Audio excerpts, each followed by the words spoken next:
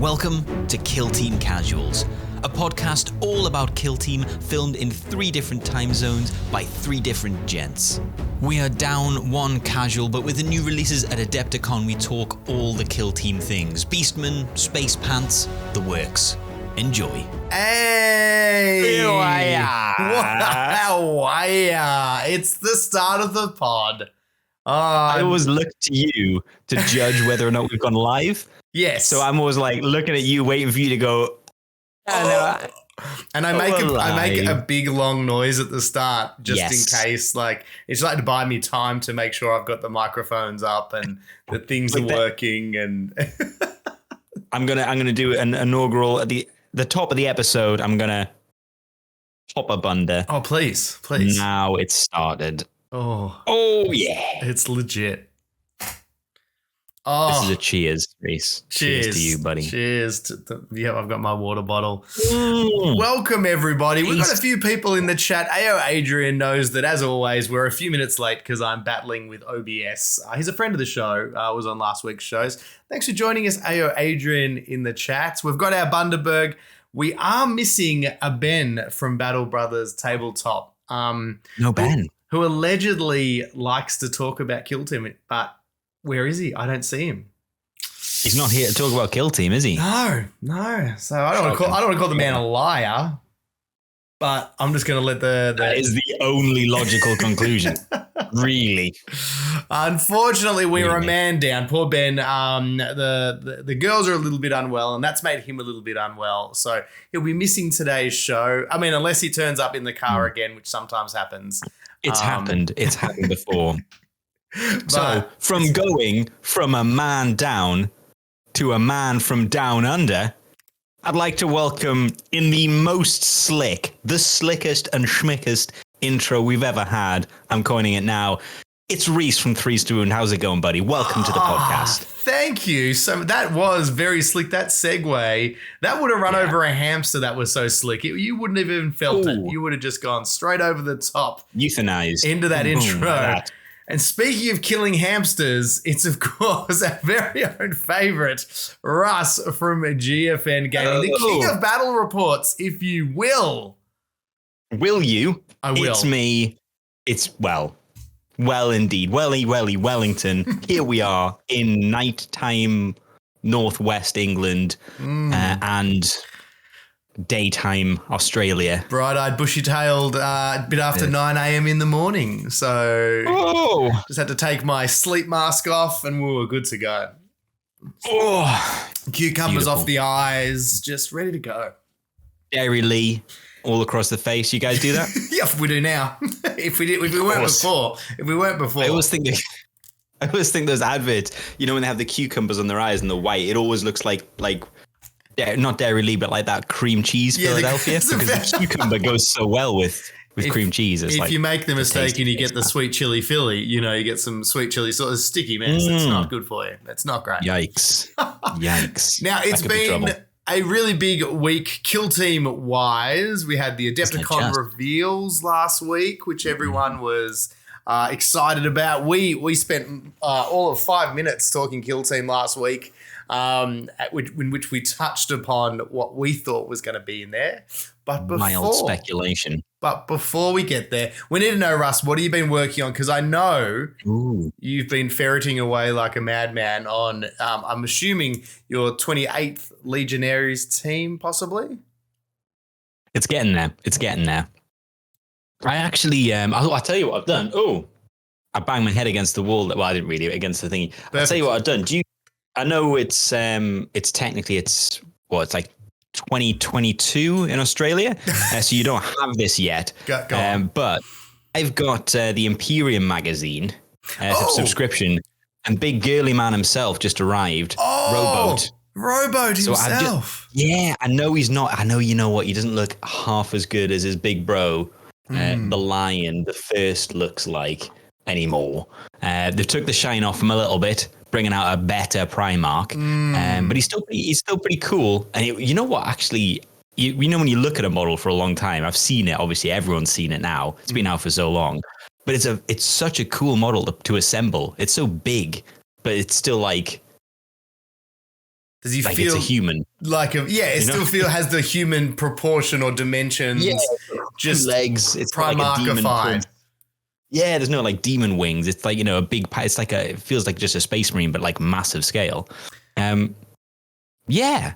We do have the Imperium magazine here, but it's just we are literally so far behind. Like we're still in the stage where I'm getting like terrain that I don't want each week. Yeah, that's a rough period. You know what? The last 4 that came through. Oh my! These are the Paragon war suits. Yes, amazing! I love these. I'm making an upgrade for in the narrative campaign. I've got one of the main characters, Lady Argenta, that Emma voices. She's getting a glow up. 100% sure. I'm putting her in one of these in the mech these little Paragon war suits, and she's gonna go nuts. That's coming into Kill Team at some point. In terms of actual, go for it. No. I was going to say, I think that magazine has been very good, but yes, I'm in a lull. I'm in a flat patch, but then I've done the thing where I've looked ahead to where you guys are at, and I can see the silver lining. I can see, some Outriders and Robo-T Gilliman. And there's a few things that I'm really excited about at there, including the Paragon, even the what's the other Sisters of Battle one? The Penitent Engine. The Penitent Engine. I'm excited about. I love that. I've got it. You know what I've been doing recently?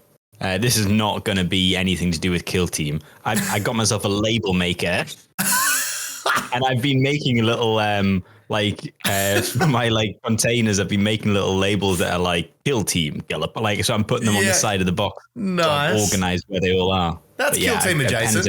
Because you're using it for Kill Team, it still counts. Kill Team storage, it counts.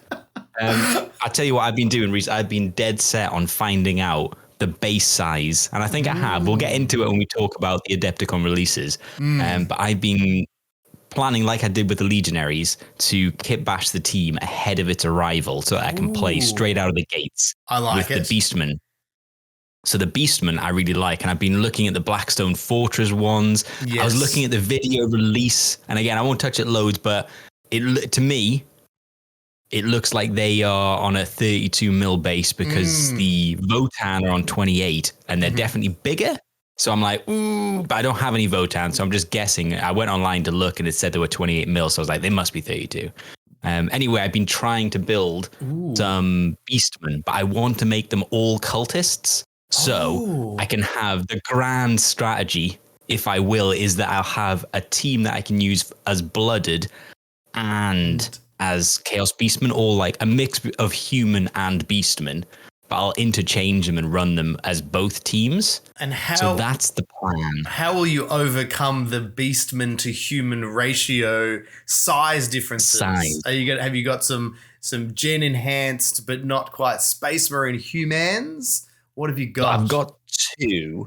Okay, so you got to start somewhere. That's good. I've got a real big magician-looking dude, and I've got a really big guy that I've just given a chain axe to, and he's about the same size as a. I think I might make him the butcher.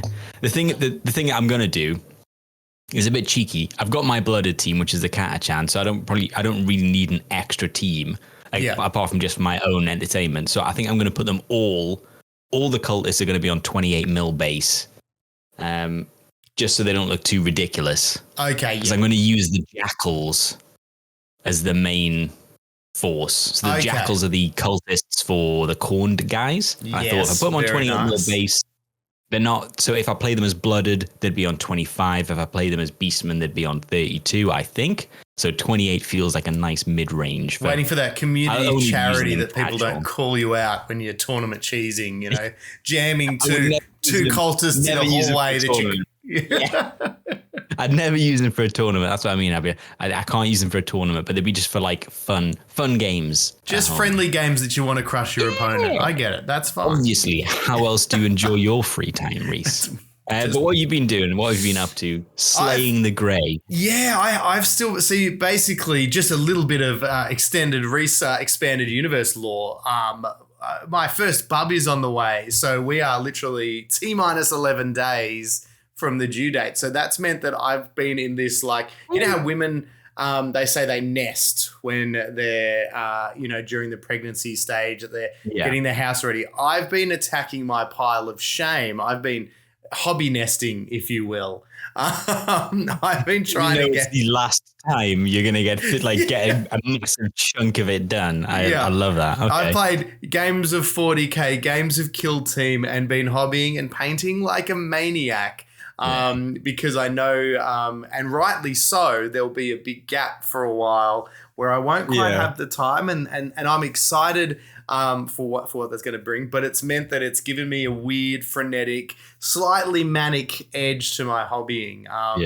Yesterday, I love the fact that you might be like playing games that you don't want to. It's like, I don't want to play this game, but I want to be able to reminisce about this game in a few weeks' time. So I want to have the joy of being grumpy, about it. Like, I could be doing something else, but I'm here with you guys, And then later on, I'll be like, oh, they were the days. They were the good times. So my friends won't miss me. Those are the good days.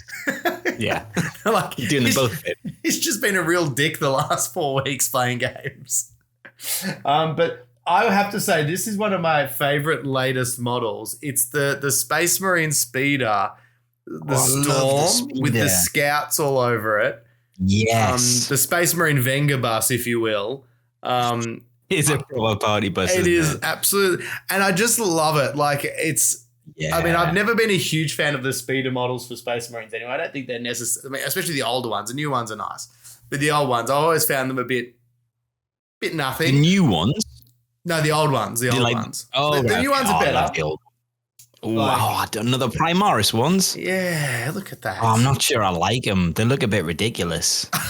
You can't say that about anything in 40k, that they're a bit ridiculous. Well, yeah. I don't know. If you know what it feels like. It feels like those guys with like the massive bazooka guns. Like, you don't need, it doesn't need, I mean, I know the idea is to scale it all up so that eventually in like 40 years time, they'll produce, like the Land Raider will be a car. Yes. And you can just drive around. I know that's what they're aiming for. What are the plastic figurine ones already that they've brought out? The big ones, like the actual, there's the ones that are the toys. They're about that big. Oh, the McFarlane ones. Yeah. But that's the future right there, baby. It's going to be like mortgage that. To get another house to play in. It's going to be like small soldiers. Well, they're doing in Manchester in April. They've got like laser tag as like kill team laser tag. So that's the future right there. Oh, just dress up as I don't think anyone will be running combat. I think it'll mainly be shooting. No close combat. No. I was going to go in there with some knuckle dusters and be like, "Oh, I'm playing combat." That's a crit. That's a crit. That's it. So I've been in speeder territory. So that's, you saw the other one, and then there's also this little one. So I've been painting because these have all been sitting on the paint desk, all the different speeders for a long while. So I was like, I do like an old speeder. And sometimes, because I paint them celestial lions with the gold, especially on vehicles, it's quite an easy scheme to slap the gold, a little bit of a wash, and then a dry brush with some silver to. It's quite easy to throw it all together. So that's why I've just been doing that. Even got my little I think I showed you guys last week, the little Scout Dread. He's done as well. Oh, nice. So I'm going for completion over perfection. Yes. But that all sounds very 40k. I have also got to work on my Tau. So my cheese Pathfinders. So they're coming along.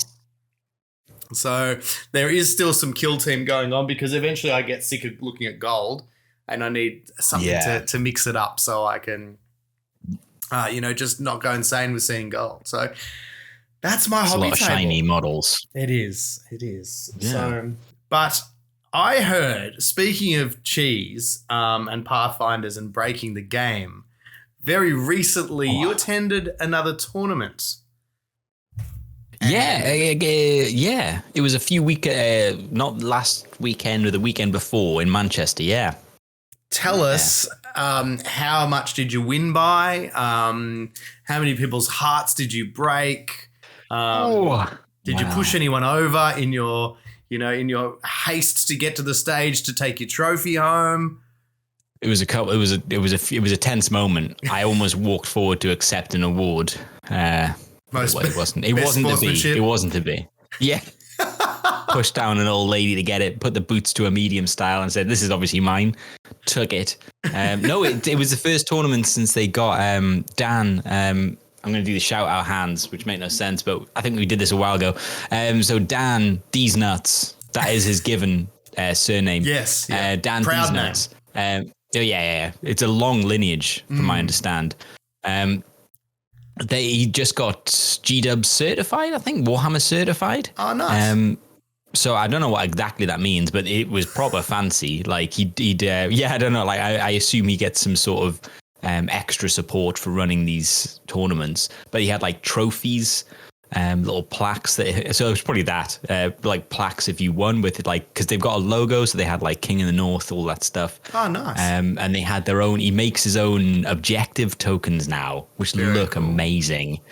So you go there, and all the objective tokens are the aggressive Northern meta or King in the North tournament with the logo in the middle. It's great. So it was I think it was around 34, 35 people. I think there was train strikes happening. So there was a lot more people coming from London. But then a whole lot of train strikes happened. So it like the numbers shot down at the end, but I think it was still 34 plus people there. That would be upsetting, and there was still a few, not be able to get a train to your tournament. That's upsetting. Yeah. Well, it's quite a lot of commitment. People come from London to Manchester to game. Got no idea how far that is. I'm just going to assume that that's a commitment. It's not like...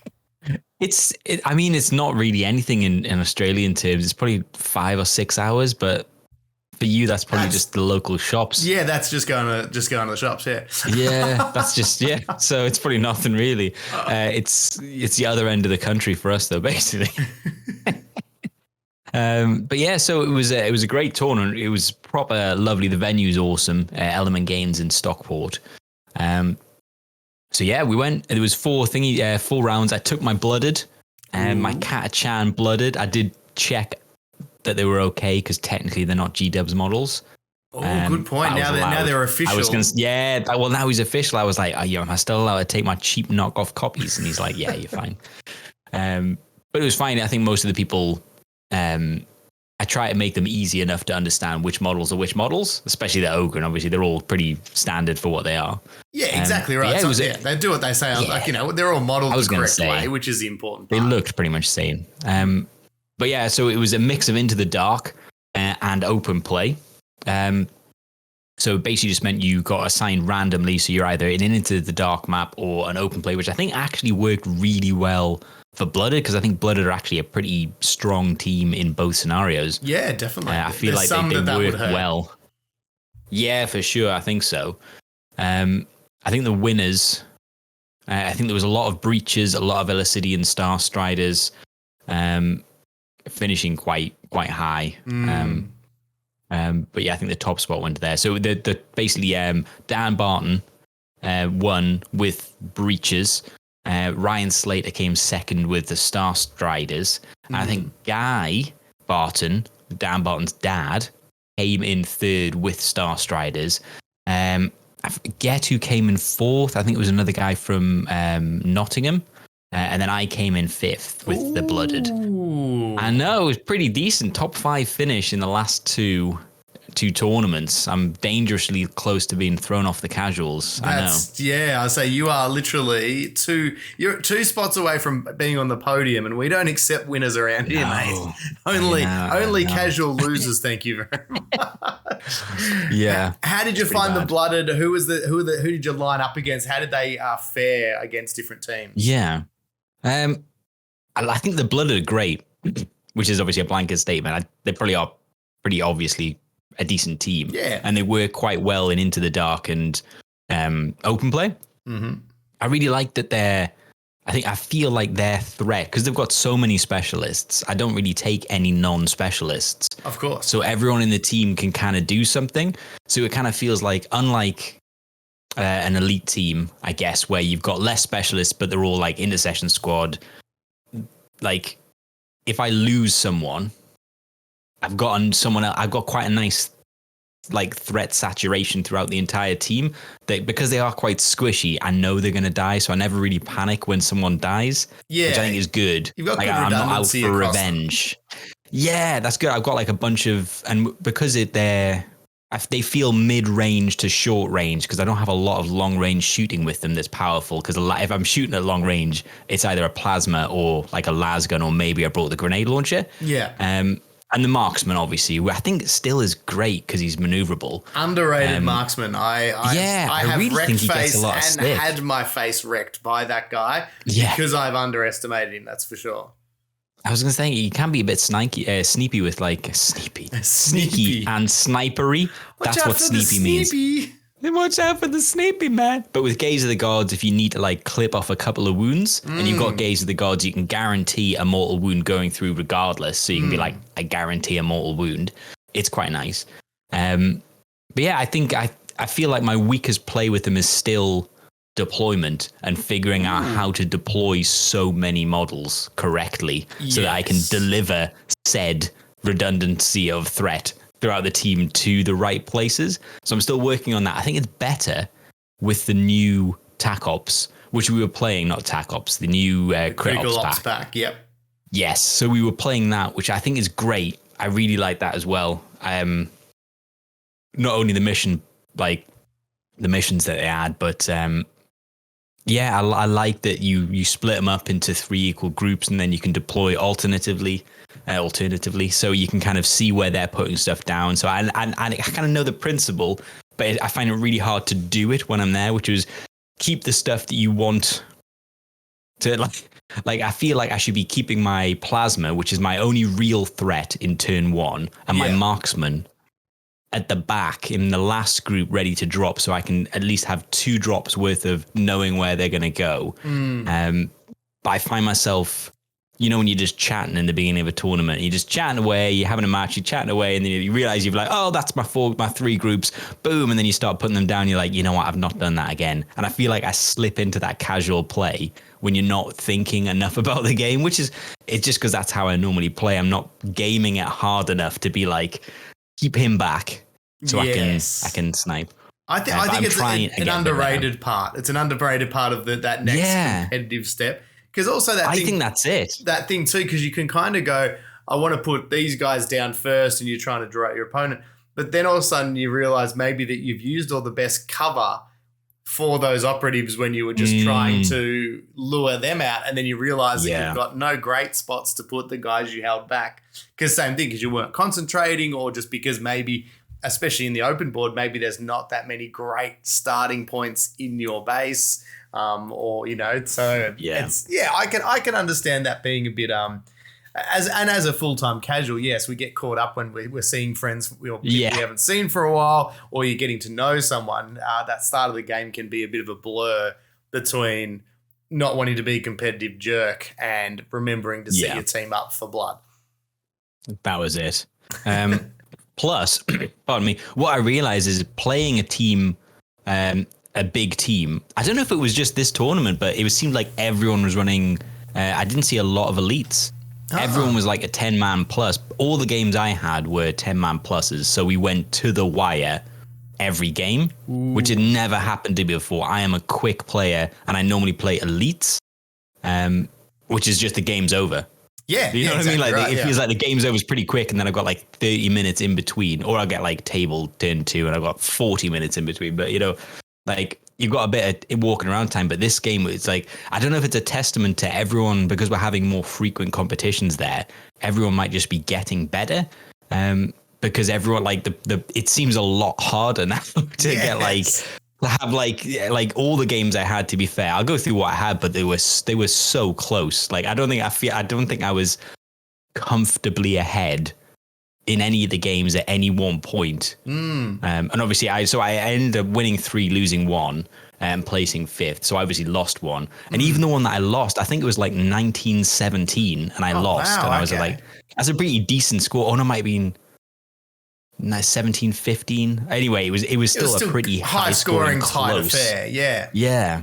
I think. But yeah, so I played HOTAS. Oh, go for it, man. I was going to say, I think that's one thing I think in a good way a lot of people are seeing now, is that more and more, not just tournaments, but even in your casual play, and I'm sure probably with your friendship group too, people are getting a lot more competent and comfortable. Like the rules have now been out long enough, and we were saying even with our like narrative campaign, after the first few rounds, I think everyone's had 3 wins, 3 losses with the 4 players in our narrative campaign. And it's that same thing. Each game too is usually highly competitive and goes right down to the wire. So I think that's something we're seeing a lot, that people are now getting. The rule set's been around long enough now that, where we can, everyone's sort of at that base level of comfort. Yeah. We're not having a lot of those old early rules discussions that slowed the game down, or a lot of the. Exactly. It feels like if it's that, it's because it's a brand new team, maybe. That's it. But so I think that's a good thing. Yeah, no, I mean, I think the level's getting much higher, and the general understanding of the game's getting a lot higher as obviously more people are playing it for a longer period of time, as you'd imagine. I actually had when I play casually. Sorry, pardon me for that. At least the mute worked this time. Yeah. I had a great game with a local guy called Luke. We had a draw, Novitiates and My Blooded. It was such a tight game. And again, it was literally, it was on I had to kill one of his players, one of his operatives, and stop him scoring. Otherwise, he won. And I was basically playing for a draw in the end. But it was, I think when you're playing a game like that, and a draw is a great one, because when you're losing, you're learning. I feel like you're learning a lot about your team if you're getting drummed, or you're learning a lot about the team that's playing against you, which is something that happened in the tournament. I played against Breaches for the first time, and I was just like, I have no idea what these guys do. And that became real apparent during the game, where he was just like, Pressure is a really good player as well, so he knows how to use them well. He's very methodical. He's down the line, he's boom, and he does all the things that you would want to do with the team that he's using. He's using them very well. He exploded a Geist skull and killing a whole, and I was just like, that guy just flew all the way across the board. And he's like, yeah, he does that. And I'm like, oh no, he's gonna kill 5 guys. Yeah, he probably is, and he probably did. Explain that rule. Yeah, he does that. Okay. Yep. Checks out. I'm sure. I'm sure he explained it better, but yeah, it was just brutal playing them for the first time against someone who's in a tournament knows them well and plays them well. I was just like, woof, got destroyed. But the game right after that, I played Breaches, which was great because I just played against them. So they were kind of fresh. I at least knew what they were going to do. So when they charged me, I was like, well, that guy's going to charge because I know what happened when he charged last time. He destroyed those guys. So I know he's going to charge. So I knew which ones to go for. Yeah, definitely. I was like, I need to shut that guy down early. So it was actually a really good learning experience. And when you win, you're not really learning that much, I find, because you kind of everything's going well. So a draw is nice because it kind of feels like both players are learning about their team as you go. They say draws like kissing your cousin. So I'm not sure if I agree with you on the draw theory, but but I do get what you mean. I like to look at it as in I like to know. For me, a really good learning either way game is when it comes down to the last 1 or 2 activations. So it might be for me. So someone can still win. But it was on that knife's edge. You can both literally go, geez, if I had a roll better, or if I had to move this guy first before that guy. I had a game like that last week with versus the Corsairs, the Cassican versus the Corsairs, and it was a super tense game. And it went down to the last turn was just every decision mattered. You could tell, it was if I do this, it's gonna game. Yeah, it was if I do this, it sets off this chain reaction. If I do this, it sets off this chain reaction. And it was all about all the points you scored were right at the end of the game. It was all about holding objectives at the end of the game and getting models on there. And there was, it was in ITD. So there was lots of models with guard and all that stuff. So it was crazy tense. And I lost. So I'll say I learned. Let's say I didn't lose. I learned a lot that game. That's how I'm going to put it from now on. I learned a lot when I played that one. Yeah, exactly. Did you win? Didn't. Yeah. Didn't learn. I learned a hell of a lot. How's that for an answer? But yeah, So I mean, I played Breaches again. I won them. The first game was against Hand of the Archon in Into the Dark, where I think they were both learning the teams. So it was unlucky. I think Peter should have probably won that, but he rolled quite poorly.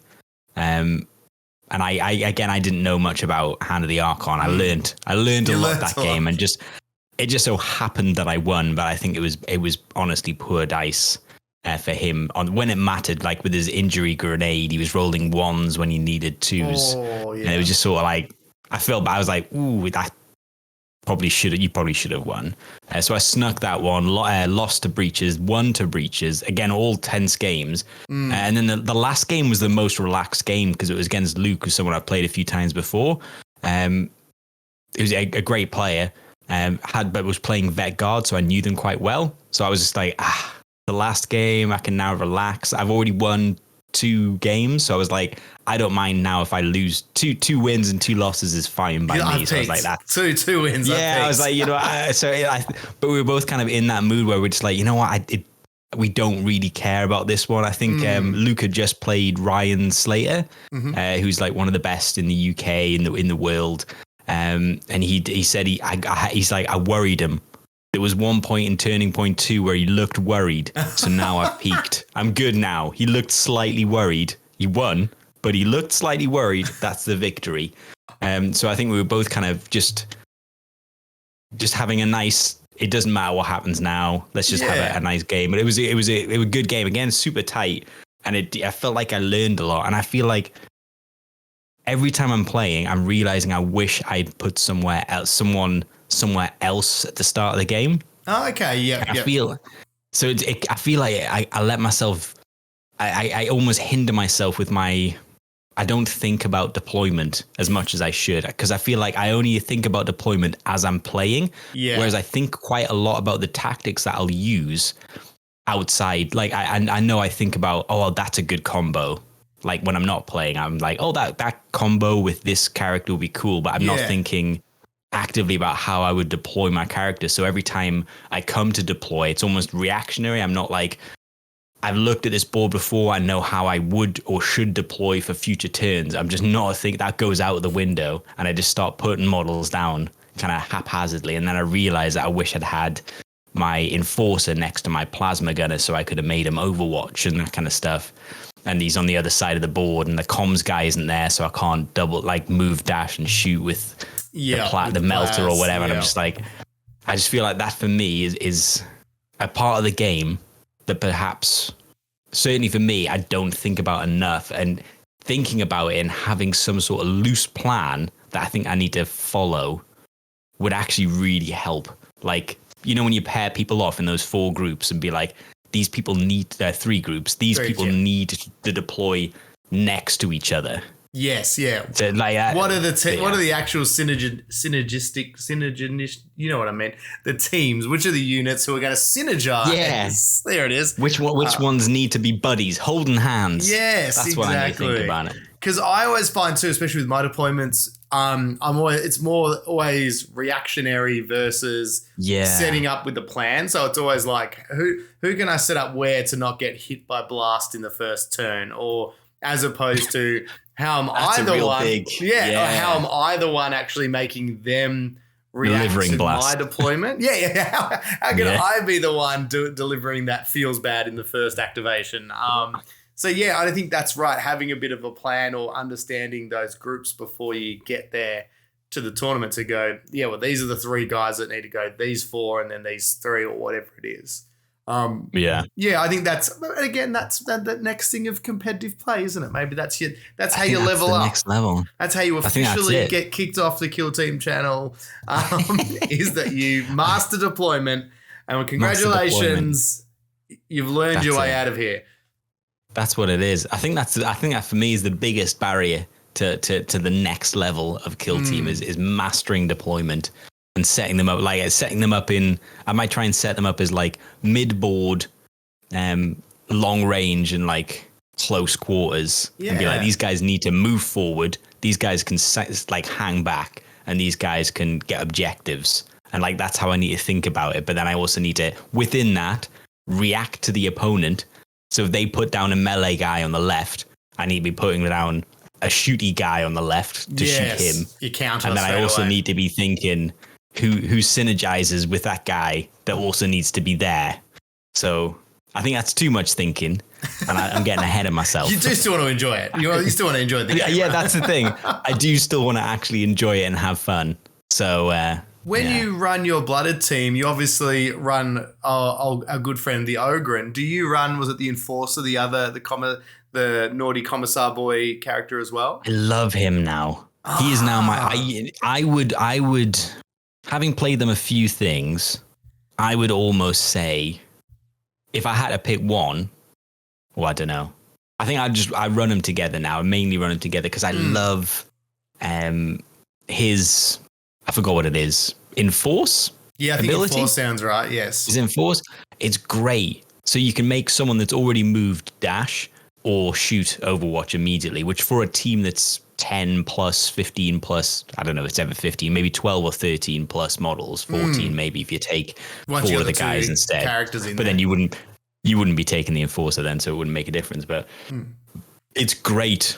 I've used that a bunch to be like, I can't get him onto the objective, but I can move forward and get him to dash because he's already gone onto an objective, or move and then get that guy to fire. I find I use him, and with a 2 APL team, him and the commsmen are just slowly becoming my MVPs. Yeah, the commsmen, very good. Yeah. Once you get your APL, once you get very good at doing that and delivering them to the right person at the right time, can be a big game changer. I mean, that's, there's been a few times where it's just been, he's at the end of the turn doled out an APL to like the Enforcer, who's been able to charge, fight, and then tell some other dude to come onto the objective with them, and all like all these little random things. Him, the commsman, anything that boosts the APL, which what I find is it's the stuff that your opponent's not expecting. So the Enforce ability to get, no one's expecting to get Overwatched halfway through a turn. Especially not by such a team with such a high amount of models. Basically, I try and use it straight away. Like I'll shoot with a plasma gun, and everyone's like, because when someone's done something, you're like, cool, he's done something, he's no longer a threat. Yeah, it's a relief. So they just ignore him. They just ignore him because they're like, well, he look at all these models. I've got everything to happen, and I'm planning on killing him later. But right now, I have to deal with the Ogren, who's a clear and present danger. So then I just move the Enforcer up, and he'd be like, well, you forgot about him, but he's firing again. There's stuff like that, and then giving a Melter plus APL, and then having a move dash into a Melter range and then shooting kind of feels like an unexpected move. And those are the ones that I find work kind of the most to get you those like random little extra kills that you need, or the, key kills that you need. We got a good comment in the chat here from Andy Clem. He just said, Ryan Slater just did a really good podcast about deployment strategy, Russ. So turning point tactics. So you'll have to use that, and then you too could be the person that worries Ryan slightly before you lose in the next game against him. I've got it bookmarked. I know I started listening to it, and then I knew it was about not the scouting phase. That's the most recent one. I listened to the scouting phase, but I knew the one was deployment. I'm like, I need to digest this. Yeah. So it's on this. I need, like, I can't just listen to it like I casually listen to a podcast, because I'll be lost in the science. Note taking. You need to be taking notes. Yeah, and I think genuinely that's when it's going to have to be. And I'm like, I'm quite resistant to trying hard to do kill team, you know what I mean? Like, I'm quite happy to have it as a hobby, but starting to try hard. You don't want to be a try hard, but I might. It becomes a different game too. It's a bit like when you make a podcast or a YouTube channel about a hobby. It becomes a job. One that doesn't pay you, I should add, but but it does definitely change the dynamic when you start to think of it competitively versus casually, or that you're trying to get something a little bit more out of it. I think that's what it is. I think 2023, because I am a massive advocate for people going to tournaments, even if it's the first game you've ever had, or like 2 or 3 games deep. I think you should go to a tournament, because if you play locally, there's a whole bunch of people that play locally in Lancaster, but they don't often go to tournaments. So I tend to go with a different group of people closer to Manchester, into the tournament scene. But if you go to a tournament early, it's a great way to learn rules. And the one in Manchester is super beginner friendly. There's a whole lot of bunch of people who are super cool about beginner players. I've played a couple of beginner players. I remember the first tournament I went to, I I told the guy running commandos, I was like, I think you should probably just a scratch that. And he's like, oh, just a scratch, what's that? And I was like, you are going to use it every game from now on. Trust me. You were like, no, sure you were like, that's what you should have done. But we've moved on now. I'm sorry. He's dead. Get him off my table. Well, get out. Get out. He was going to use it was like a 7. It was like a high damage. And he was just going to, he's like, I'll have to re-roll it. And I was just like, just use just a scratch. And he was like, I'm not sure that. Ooh. But like stuff like that doesn't come up. People at tournaments know the rules a little bit better. And I can't speak for all of them, but the guys at Stockport are all super keen on new players coming in, and they, helping them out with rules, stuff like that. But I do always think it's good to go to a tournament. But I made it my 2023 thing. I was like, I'm going to go to a bunch of tournaments. Although I started in 2022, I think I was like, I'll try to be a good player, officially a good player. We'll get you a t-shirt, mate. It'll be fine.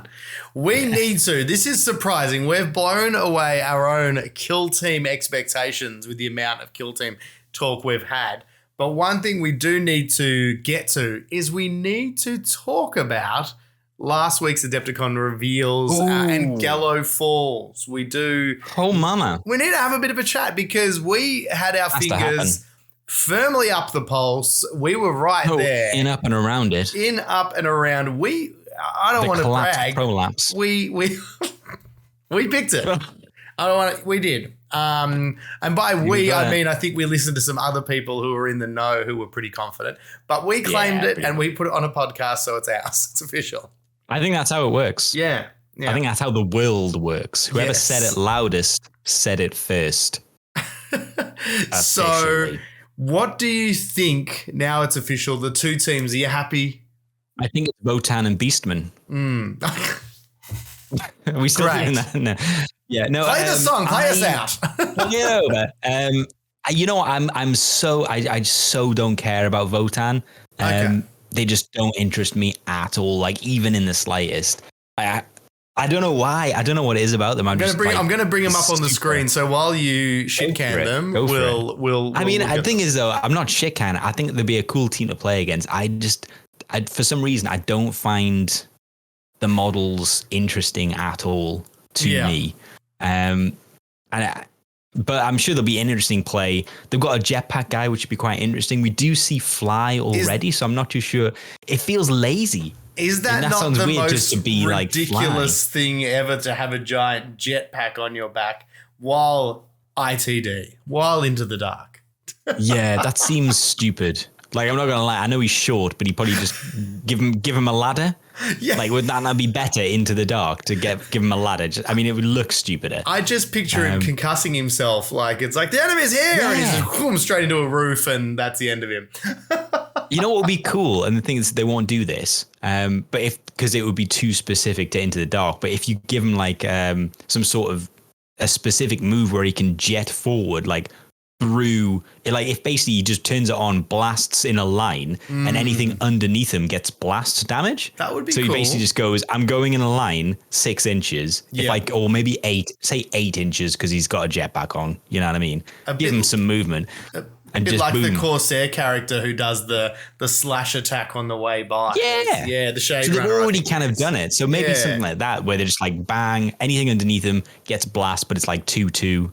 Like, it's not like super blast. It's just going to be like a flamer blast or something, because 2-3 might be a bit ridiculous if you can get like 4 guys and kill 4 guys. I was thinking bad on you if you maybe a mortal wound on the charge as well. So, like charge into combat and then rolling like D3 mortal wounds, because it's like he's sort of power punched into the group as well. So that could be something you could do, even if it's multiple enemies. Punch. Yeah, if it's multiple enemies, D3 each way. Yeah, I think that could be avalanche of muscle. Yeah, an very avalanche much. of muscle, water down. I also think I love the look of the high-las rotary cannon, just because it looks badass. Very smart gun from Aliens. Yeah, like that. Yeah, I do like that. With it's got the little screen on the top there, and I just think, I think I was surprised that they genuinely got an upgrade sprue. I don't, because it's such a new kit. I thought they were just going to be like, there's enough in there. You'll be fine. Like, I was surprised that they got a kit as well, but There it is. So it looks like obviously there's a Grenadier model in there. There's obviously old mate Rocky Balboa, the knuckle duster guy. Yeah. So you got your I assume he's going to have some sort of stun because he's got electro knuckles. You got the AP guy, the comms guy, the classic, the leader. You got some sort of salvage guy who's probably going to have free mission actions, I'm guessing. Jetpack dude, which is kind of a new thing, but he's probably going to be combat based looking at him. I reckon, Heavy gunner. Yeah, and I think that's probably it from what I can see. And it's going to be a 10 mana by the looks of it, I'd say. That would probably, numbers-wise, be about right. And they've obviously already got things like, obviously in 40k, they've got like the Void Armor rules. So I'm assuming it'll be something like that will transition across into Kill Team. Probably a bit like, there's the guy with blast padding in the Cassian team. So maybe so it's they can like stop splash damage or lessen like the breaches. Yeah, that sort of stuff. I'm assuming. Kind of makes sense. It'll be something I don't know any of the rules for 40k, so I'd be just guessing, but they might have like 8, 9 wounds, maybe 8 if they're normal baseline 7, isn't it? It is, yeah. If they're meant to be like hardy. I reckon 8. I wonder if they get any kind of like squat rules for the fact that they're small. There must be like a strat. There'll be some strat. I'm trying to think of how they word them, like small but mighty, and they can be like, you know what I mean? They can get like, it'd be like Skulk, where they can get basically if they're in conceal, they get to keep 2 dice for defense or cover. No need to duck. Yeah, it'll be.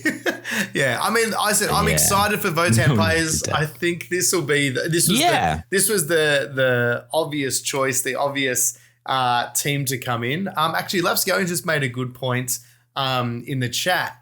Let's pray they avoid the dreaded 2-circle move. And I think that's a valid point. They can't be 2-circle. I think, jeez. That'd be horrendous. It wouldn't surprise me, though, if it was 2 circle, but potentially you could never alter that. So, they ignore maybe the first climb distance or circle climb distance, or they can't be. How could you justify a squat ignoring climb? Or that they can't when they're wounded they don't lose movement or something like that. So because I think again they've got something like in Big Boy there is a rule in 40k that they've got short move, but it can't be modified to less, if that makes sense. I don't know, but for an 8 wound model, you're not going to be injured for long. True. You're going to be dead. That's not a good rule for them. That's oof. I hope they're not. Yeah, I fingers crossed they're not. Otherwise, that feels dead on arrival to me. And in answer to your question of how they do the climbing, Deep Fatty in the chat's got it right. He just says magnetic boots. Mag boots. Well, that's the answer. Mag boots. You know what? That would be cool to see. Have them just walking along the ceiling, beards coming down over their face, just kind of God damn it. So that'd be cool. They're good, but I must admit I am more excited. Let's change the picture over because I'm a professional here.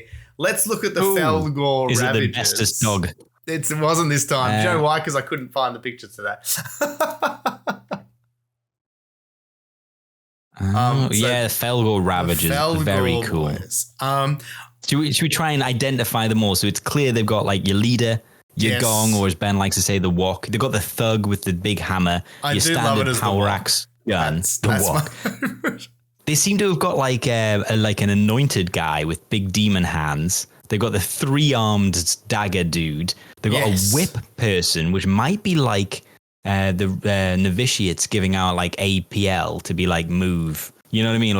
Whip them into a frenzy. Grenade guy, and then the power fist dude, or robot fist. Not quite a power fist.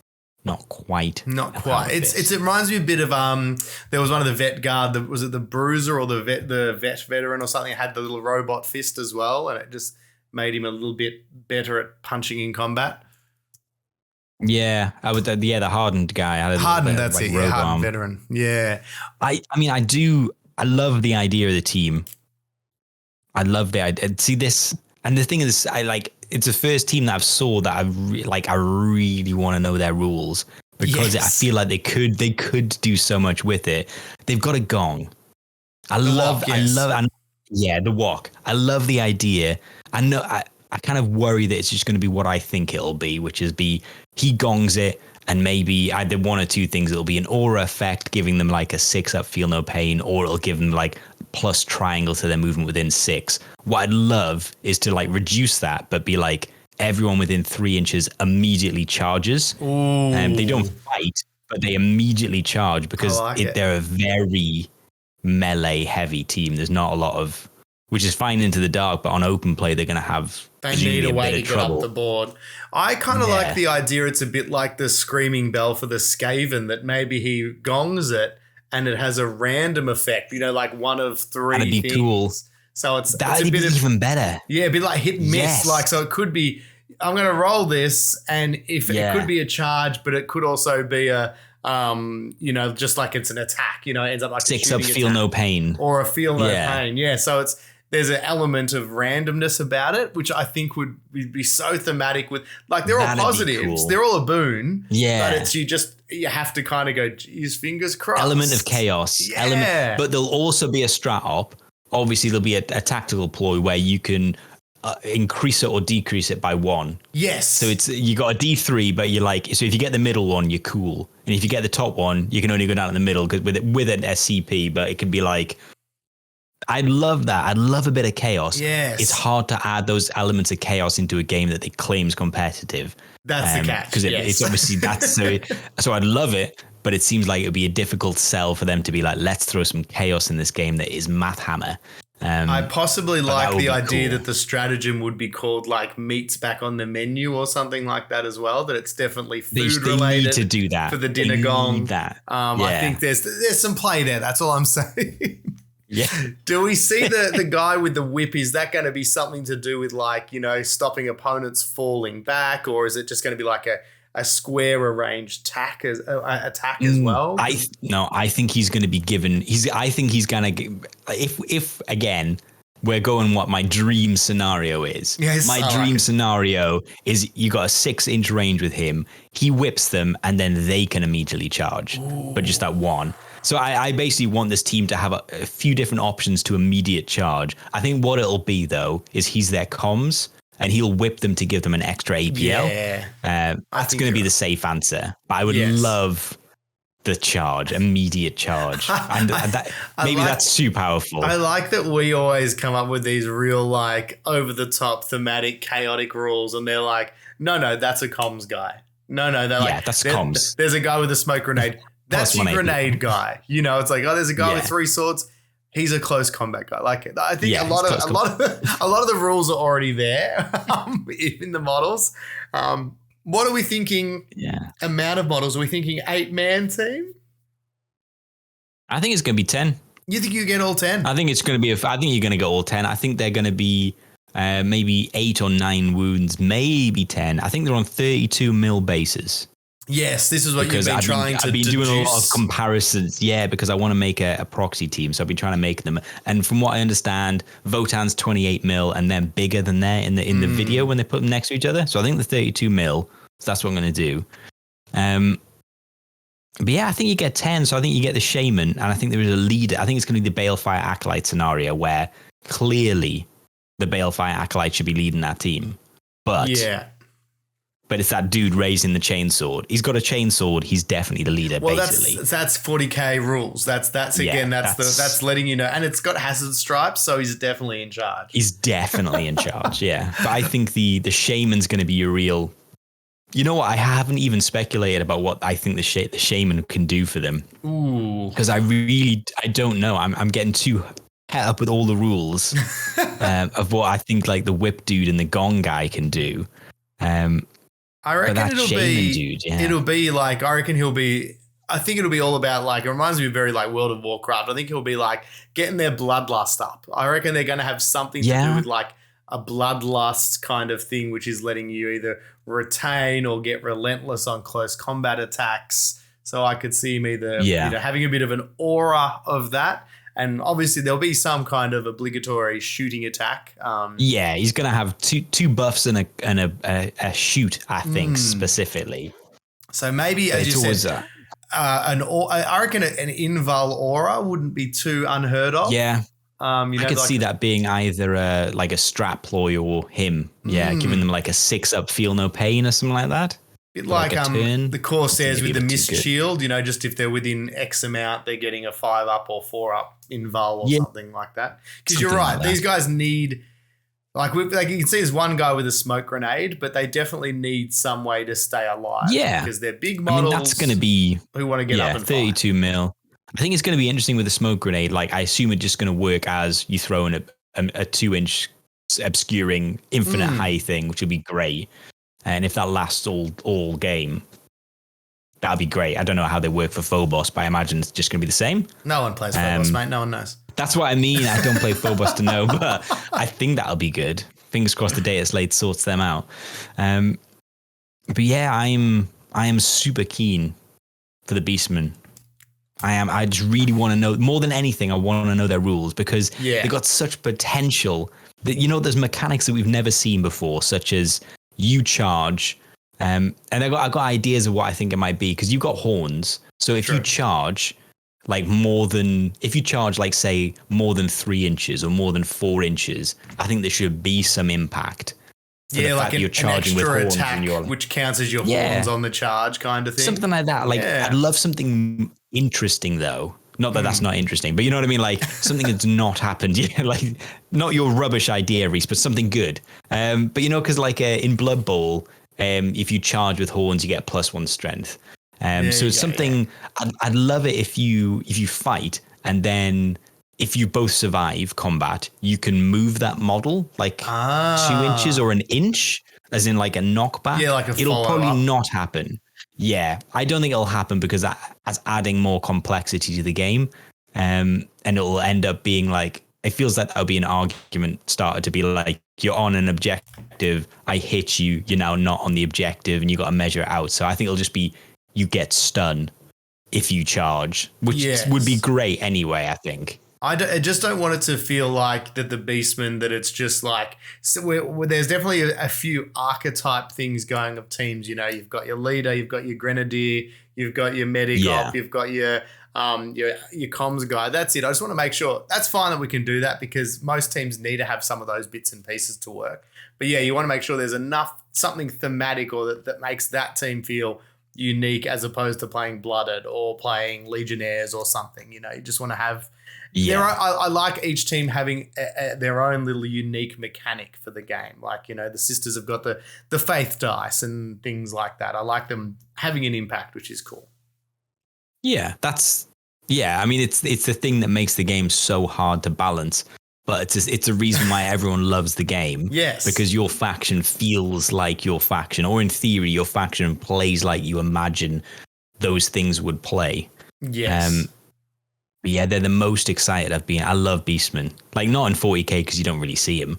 But I love a good Beastman in like fantasy. And lucky for me, these models might as well be fantasy. Yeah. We were talking about that. They are a little bit, they probably could have 40k'd them up a little bit. A grenade here and there, a tube coming out of a bicep. Doesn't really count. The term we used was potentially needing space pants of some description. Space pants. Give them space pants. Yeah. Not give someone like but space something. Pants. No, not tabard, not loincloths. In the 41st millennium, there is still loincloths. Make them space loincloths. They just got to be that silver, material that a lot of early sci-fi films used a lot of. Are you thinking of Barbarella? Yes. Yeah, I want Barbarella on my Beastman team. She's got the hair for it. Just give her something else. She can hold the gong. That's the only bugbear. The last thing I want to say is I'm not surprised. I think you just go to bye and then goodbye. Good day. Is the terrain? I don't want a fourth set of Into the Dark terrain. Yes, good point. Like I know they've given us escape pods. Great. It's the fourth set. I have painted up one set so far. Yeah, I have two sets. I've not even built the second set. No, yeah. I haven't even built the hot dog cart. I haven't built any of that stuff. it's so much. It's physically daunting to paint one set of that, let alone 4. Like, it's not. The thing is, it's not. It looks cool, and if you were painting it like it was a model, it would be cool as hell to paint because it's very detailed. But if you're not painting all that detail, it is kind of annoying that all that detail's there. I just kind of want a plain wall that I can paint in a second. Yes. And just be like, boom, done. I don't need all the wires that like, I mean, I guess I just dry brush them anyway, but yeah, I'm not looking forward to assembling. Well, the thing is, it doesn't even get assembled. It just gets painted and it lays unassembled in a pile. Yes. Oh, no, I'm not looking forward to that. It was such an ordeal. That was, and again, I understand the logistics of it being difficult with each set. Like that, there's a reason they're all predominantly it's all the same. I get it; they can only make so much stuff, but I will still always be a little bit mad that each set wasn't slightly unique. Like there's some Elder walls or there's some Tyrannid walls. Yeah. And it can have the same connections. So you could have like connected cars that they still all would have connected the same. But you could have like halfway down a hallway, it just swaps to a Tyrannid wall. And then that's connected to an Elder pylon. You know, like, which for me would have been so cool because that's the whole point of a Space Hulk. It's like you're in one room that's like an Imperial ship. But I understand the logistics of why that would never happen. But come on. It would have been cooler. I mean, that's the answer. It would have been cooler. Yeah. That's just, And I want both these teams because I'm a GW shill and I always want all the new teams when they come out. Yeah. But again, if I could buy the 2 teams without the terrain, in a hot second, boy, would I. Honestly, this set, I really want the Beastman, but I just want the rules. Really. But you're making your own anyway. That's what I mean. I'm only going to make my own, but like I don't really care about the Votan. I'm sure I'll play them at some point, but I'm just sort of not ultimately keen. You know what? I worry that we're getting to the end. Like I've got this real, not this panic, but maybe panic's the right way. But I got this real panic because like God, I feel like God just got their codex in 40k. Feels like they've just got their codex and they're releasing 10th, and I'm just like, no, like I'm getting this real Pariah Nexus feel. Yeah. I'm like, you better like. I would like Beastman. I was like, cool. I'd love that team. Get the rules, and then it'd just be like new edition. I like if they do it like Warcry, where it's essentially all your old teams work. They don't need to change much. Yeah, they just tighten some stuff up. Mint. All the teams work. Use your rules. We're not even going to recost them because they're not costed because we did away with that. So fantastic. Because I think that's the biggest issue with the 40k rejig is that they recost stuff, so it's like you need to buy X more, but like Kill Team feels a bit better because it feels in the Warcry mold, and they keep talking about that they're using that seasons sort of mentality. So I think it'll always be. I think anything you ever see will be slow changes over time, maybe but I don't think it'll be a case of get everything you had previously, throw it out. I mean, eventually, sorry, let me not put a caveat. Yeah. At some point, that will happen. I've got that panic. That's what I mean. I've got that panic now. I was just like, what happens at the end of Into the Dark? It's like, it better not be a new edition. And like they go like in a completely new direction, and they're like adding all these random things, and like all your teams are invalid. And anyone who bought Gallipok, like, you're an idiot. Unlucky because they exist in no other game, and now we've scrapped them again. It's like, imagine that. That would be the most brutal thing. It's like we've kept every team except for Gallipok and the Star Striders, and you'd be like, like except for every single like all the teams, like Vet Guard. Well, not even them. They were too specific. Yeah, they're all gone. Yep. I've got this. Yeah, the fear is real. From one fear to another fear, Russ, and that is the fear of success in Legions of Russ, or the fear of failure. Not sure if I did that nailed that segue. We're running out of time here, but I think we've got time for a little bit of Rhys versus the people. Do Rhys versus the people again? We've got a couple in us, I think, before you have to go to bed and I have to actually go to work. Yeah, I mean, the chat can take 10 minutes out of its day to kick your ass Yeah. at Legions of Russ, right, chat? Well, I'm not Play it up looking at it inside now itself. because, I'm not sure. You'll have to tell me if they said anything. They're all saying really nice things about you. Oh, it's so good. God, they're good. Yeah. Well, yeah. do you want Isn't me to... he handsome? Isn't he lovely? All these kind of things. Stop it. Yeah. God, we hope he wins. Yeah. Beat us like a drum. Yeah. I've heard it before. Basically, they're not worthy. All this kind of stuff. It's gushing. It's quite. Anyway, let's play it up inside itself. Good luck to us. We'll only say this once. It's finally time for Legions of Russ. It's magic every time. Just tickles the eardrums. Just and made me miss Ben even more. That was just having him whispering dulcet tones into my eardrums. There he is. I miss. I forgot the name of the guy that we pretend sings it. John Ben's Mayer. favorite. John Mayer. Yes. I was like, Ben. Ben. You know what? I keep forgetting to actually write out my intro to this, so I'm going to wing it again. So I'm going to bring the rules up if you're ready. Yeah, you bring them up, so then I can read them off the screen. So, welcome to Legions of Russ. It's that time again. We are in Legions of Russ, and I am stalling until the rules become available on the Twitch streams for me to see. So, as always, I will read a clue/riddle/wordplay thing describing a faction in 40k. It can be a Space Marine Legion, a regiment from Guard, a Chaos Warband. It could be obscure, it most likely is, or it could be your favorite. Who knows? So we score it as follows. The first person to get a partial guess, be it half the name, however you want to deem it, it's all at my discretion. You get 1 victory point for a first partial guess. If the first condition is met without clues, so if you score that partial guess before clues are given, you get an additional 1 victory point. Oh. And then we move on to the completion guess. So if you are the person that answers and completes the name of this regiment, legion, warband, whatever it is, you get a victory point. If you do this first condition whilst also having guessed the partial without clues as well, and you get this completion without clues, you get another victory point. So if you manage to snipe it, that's 4 victory points up for grabs for the old snipe. So far, we only have, I think, maybe 2 on record. I know Shane got 1 from Command Point. I don't know if it was you or Ben who got the other. I think it might have been you. I think it was me. Yeah, I think you came in. You know what? I think it was Rainbow Warriors.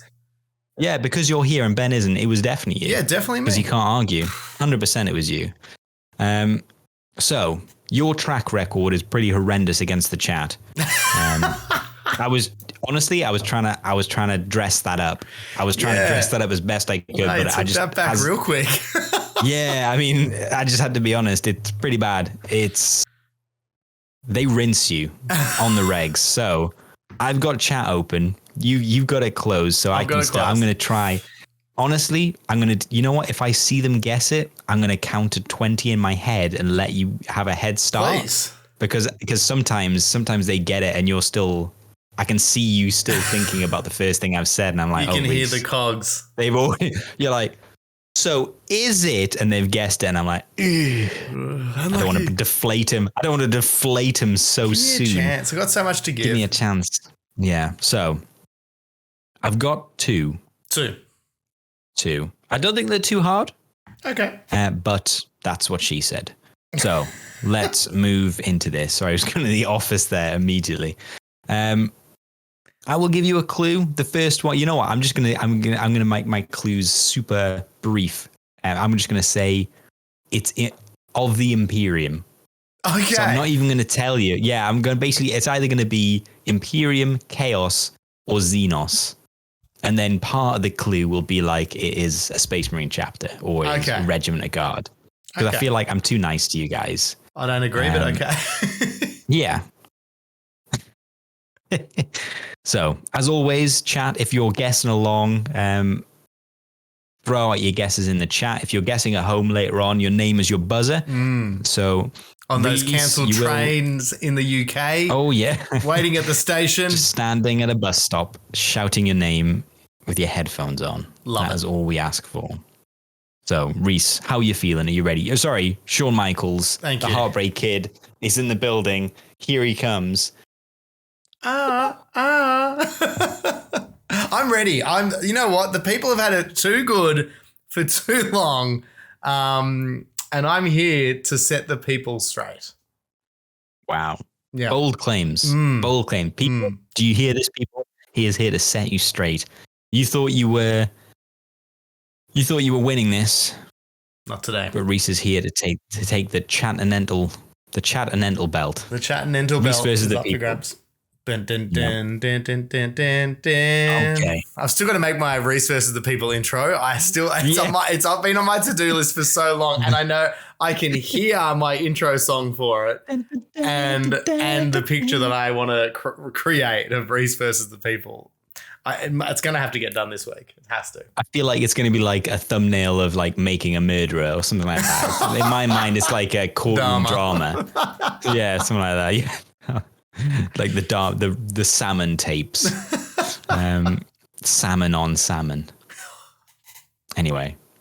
That's how I got in this mess in the first place. I was going to say that could be either a lovely meal or a horrendous trial. Okay, here we go. Are you ready? Yes, let's do it. So it's Imperium. I'm not going to throw out any more clues than Imperium of Man. Okay. She really doesn't have to put the red light on because this is not X-rated version.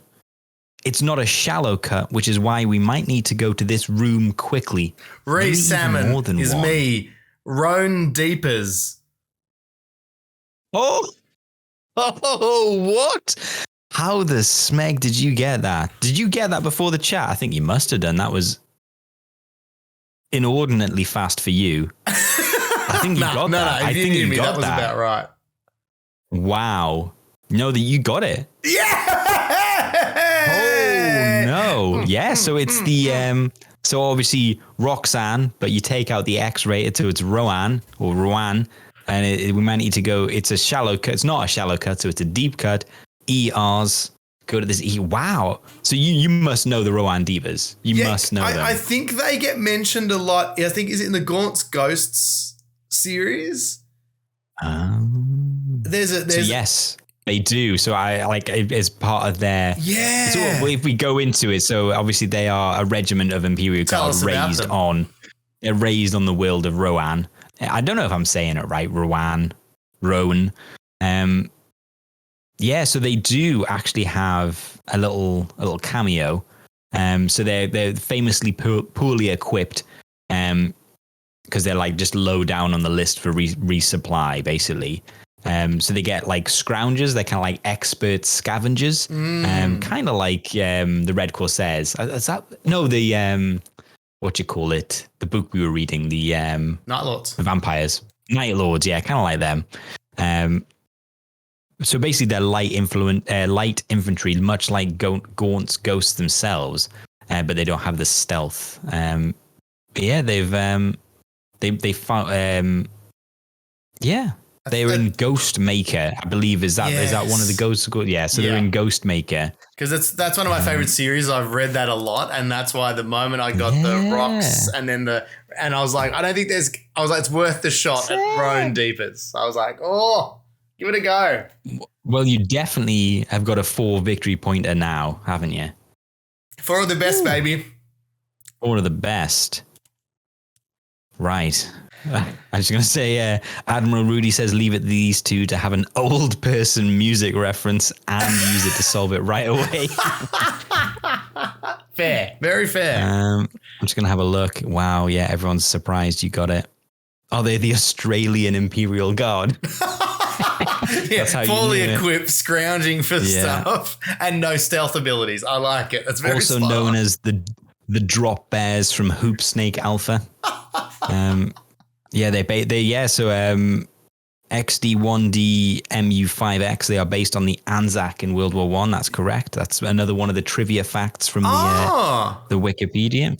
I thought they were just being funny, but no, they're spot on that they are genuinely. Yeah. Oh, that makes me like them even more. They're fair dinkum.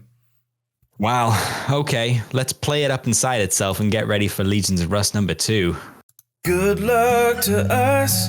We'll only say this once. It's finally time for Legions of Russ. Magical. How are you feeling going into it? A second Legion of Russ, having just sniped the first one. How are you feeling? I was actually thinking of when that intro was going to be finished, that you would come back. I would just have gone. I would have retired. I would have left the room and just a chair spinning. Talk amongst yourselves. Just that classic spinning chair. Talk just amongst yourselves. I don't need anything else today. This day can't get any better. I'm probably going to go to sleep straight after this because where do you go from here? It's only going to be disappointing after this. How the hell do you get out? Yeah, that's fair. So I'm going to say this next one is chaos. Oh. So I'm not saying where in chaos, just chaos in all its forms. Gesundheit. Russ has had a Bundaberg today, everyone. And I did. It's playing Havoc. It's playing those Bunder bubbles. It's almost as bad as Taco Belly. Oh, don't mix the two. And Taco Belly.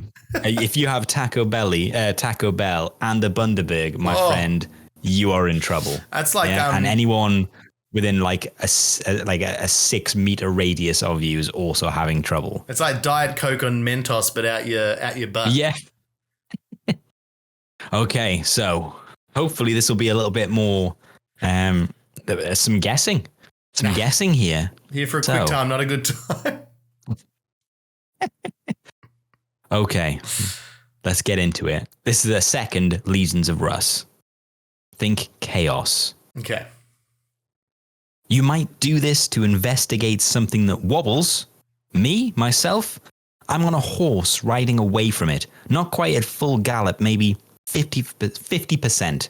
Over a Tatooine vista where these are setting. So I'm going to go back into the chat just to make sure no one else has got it straight away. Oh, Greenskins Gaming has had a guess. It's not. That's a good guess. Okay. I will go back and read it again. Yeah, can you just read it slower for Ben? People in chat. Yeah, I'll read it slow for Ben. For Jen. For Jen. Who's Jen? You might do this to investigate something that wobbles. Me, myself, I'm on a horse riding fast away from it. Not quite at a full gallop, maybe 50%. Over a Tatooine vista where these are setting. I'm going to nip back into the chat while Rhys thinks about... Oh, Ali, Primaris Painter, has nailed it with a 4-point guess. Oh, wow. Where. Nice going, buddy. So Rhys is now... The chat is... Basically, this has been a tie because the chat has got it, and then Rhys, you sniped it, and then the chat sniped it. The chat sniped it. Yeah. Ali, Primaris Painter, absolute legend at Legions of Russ. He's very unfortunately good. For you, he turned up today. I was hoping not today. Yeah. I was like, exactly. I love that he loves the show, but if he hadn't turned up, I would have been like, well, you can listen to it later, okay? Don't catch it live, Ali. Yeah. You and Lapscallion, do me a solid. Don't turn up. Just enjoy the YouTube version. Where I stand a better chance. All right. Well, the one thing I do like doing when the chat has torched me like they have is I like now doing this out loud with you guys so you guys can see my thought process. You've got nothing to lose now. You might as well go nuts. So I thought this is going to be now, and then at least people can see how much of my mind is on the madness of Russ, how in sync they can be. So let's see what initially have you got written down? So what do you think? Top guess. I just have lots of random words. So at the start where you're like, you might use this to see if something's, what was a level? What was that? You might not quite. You might do this. Oh, sorry. You might do this to investigate something that wobbles. Yeah, so I had level written down, like would you check a level on something? I also had shake or push, as in would you? You're much closer with that. Yeah, so I think that's what it is. Like it's a physical action that would you nudge it? Would you, getting closer? So yeah, it's something like that. But that's the bit that I'm stuck on. I haven't got it. I've got 4 possible words and they're all wrong for the first section. Yeah.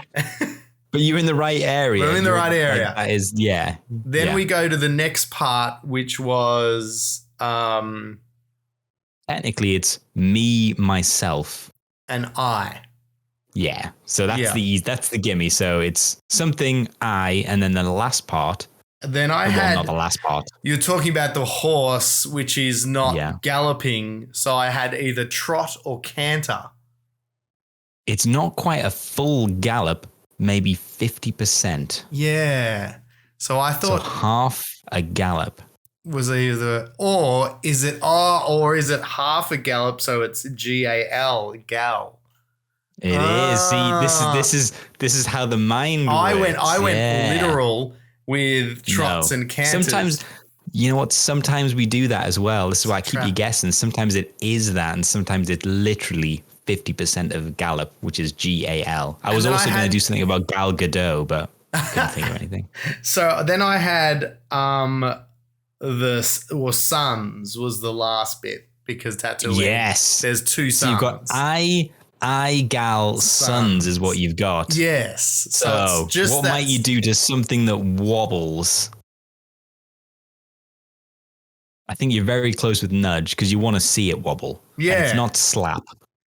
You know what I mean? It's like you want to do something to something that wobbles, like with a big old plate of jelly. What would you do? Wobble? It's not wobble. Jiggle? It's not jiggle. It's like a shake. No, it wasn't shake. I guess you can do this accusatorily. Waggle. It can be quite aggressive. Like shaking can be quite aggressive as well. Yeah. I guess all these. I guess you could laugh aggressively. I do most things aggressively when I'm doing them well. So I paint aggressively, but yeah, you can do a lot of aggressive things. This is really obvious too. Have I not got the most obvious part here too? Is this like egal sons? Yeah, egal sons. I'm trying to. So it's an action. Yeah, so it's something you would do, and it's a 4-letter word. It's not a curse word. Poke? It's just you're very close. Oh, fuck. It's like Pokegal Sons. Yeah, that was what I didn't say poke originally because I was like, I don't think it's the Pokegal Sons. And now I'm trying to put it into the chaos lexicanum of, it's the Flameagle Sons. Yeah. That's from Ali again, the Primaris painter, the Flameagle Sons. He would flame something that wobbled. Nudge, bump. It's literally just another way. If you put in a thesaurus, I feel like I've got another way of saying nudge. You've got it. I've got basically a list of 10, and I will poke. It is a poke, but it's also push. Prod. Yeah. Prod? Yes. Prodigal Sons. Oh my God, that's so obvious. That's the one. That's so obvious. Prodigal Sons.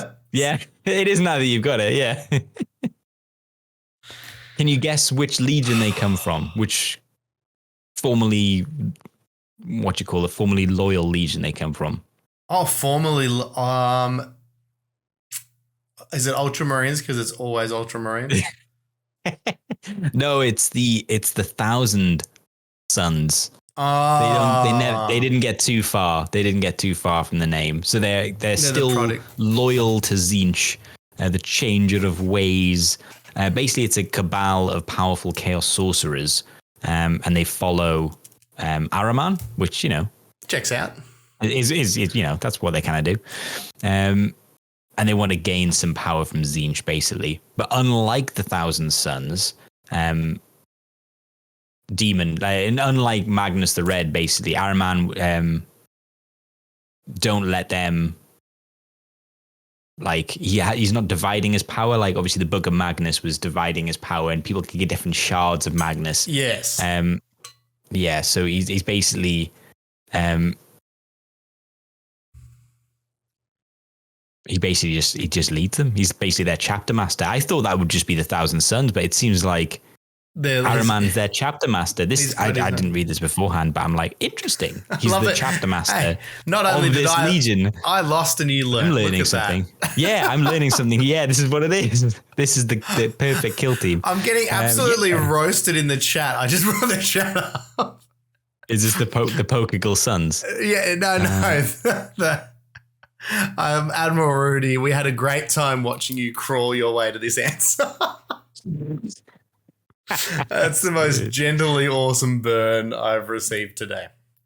Yeah, it was a crawl. But yeah, so basically they're like they fight the Eldari by the looks of things. But yeah, Ahriman's their chapter master, which is quite weird. Yeah, I didn't know he necessarily. I thought he was a bit like Typhus, like still part of Thousand Sons, but on the outer, like a bit like how Typhus and Mortarion are a bit at loggerheads, and they're still Death Guard, but they are at arm's length. I guess technically they're still part of the Thousand Sons. It's not like it's just a chapter, isn't it? Like a war band. Yeah, it's just like a war band within. It's slightly different. It's not chapters. So war bands are basically can be within legions. So I guess that's maybe why they're still part of the Thousand Sons. Their Primarch is still Magnus the Red, but their chapter master is Ahriman, much like the Thousand Sons, I assume. Oh no, their chapter master would still be Magnus the Red because he's back. Yeah. Good point. He's around. There you go. It's a little sub-faction of the Thousand Sons. Well, sadly, I didn't anticipate. Well, there you go. They roll the, the more you know, G.I. Joe thing. Because knowing is half the battle. That's a thumb up. Yeah, I don't have a tiebreaker. Well, it's I okay. assumed the chat would destroy you. We're going to go, Russ, this is one of those ones. We didn't win, we didn't lose, we learned today. And but what did we learn? We are still going to play it thrice. That's what we learned. It's what we do. Ready? Good luck to us. We'll only say this once. It's finally time for Legions of Russ.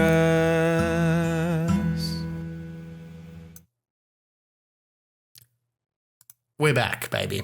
We're back. Oh, we back. Sorry, I was dancing. Yes. No. You enjoyed it. Primaris Painter, you beat me to my joke. We did. We kissed our cousins with a draw today. And that was... Russ interrupted me. He made me play it over before I could make that joke about kissing our cousins. And that's another 4 victory points to Ali. He gets it. Snipes your joke out of your mouth. Sniped my joke. The same mouthfeel, and he takes it. Have to console ourselves with our cousins tonight. That's fine. Russ, this was a good, fun show. Sounds like you're trying to convince me and you. I know. I'm just saying that clearly so when Ben listens back, because he's a fan of the show. Good. It was a better show. That's maybe what I should have said. We've had a lot of cousin mouthfeel going on today. He'd have been very happy. Not that he likes cousins, but like that he, mouthfeel was mentioned a lot. And he's also not here to say he's not into that. So we might just have to assume. I've heard he's a very good swimmer. I'm going to say no more than that. We don't know how webbed those feet are. Well, this was another great show. Thank you to everyone in the chat for making the time to swing on by and hang out with us. We really appreciate it. Big thank you to all our Patreons.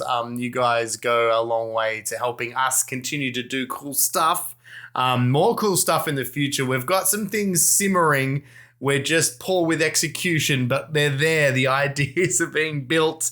Things are coming together very slowly, but they are moving at a glacial pace. So thank you to all those people who were new to the show today. We've had a few new follows. Thank you to Greenskin Gaming, Spawn Maximus, Tucker Steele, and there's some others in between the last time we were here, Papa Kraken, Bobby Big Buttons, and Curses Minds. Bobby Big Buttons. Yeah. I love that name. We love everyone. Bobby Big Buttons. Swinging by and getting involved. There is the Discord chat, so make sure you join the Battle Brothers Tabletop Discord. I'm glad that we keep all our stuff with slightly different names. We've got the Battle Brothers Discord, Casual War Gamers YouTube, plus our individual channels. Just to keep it interesting.